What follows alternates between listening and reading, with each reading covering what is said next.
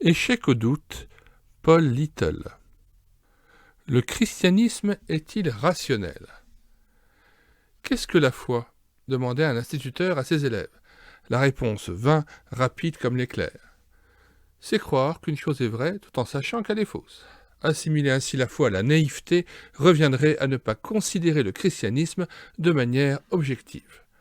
Au cours des débats qui suivent mes conférences, je suis souvent surpris d'entendre mes auditeurs déclarer que c'est la première fois qu'on leur présente le christianisme de manière rationnelle. Ils se rendent compte que devenir chrétien ne signifie pas qu'il faille cesser de réfléchir.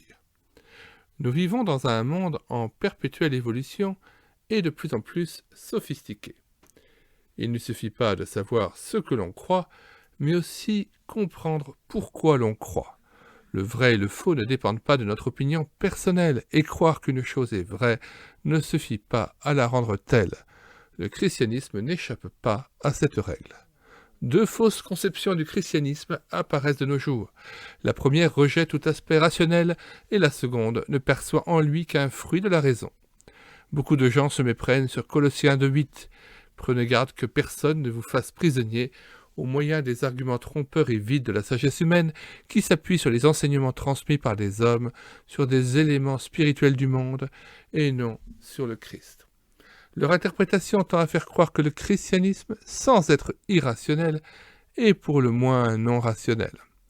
Ce faisant, écrit J.W. Montgomery, il ne voit pas combien il est important de donner de l'Évangile une présentation claire et raisonnée, non pour substituer la raison à la foi ou le raisonnement à l'œuvre de l'esprit, mais pour lui assurer plutôt un fondement et rendre plus explicite le message de la parole de Dieu.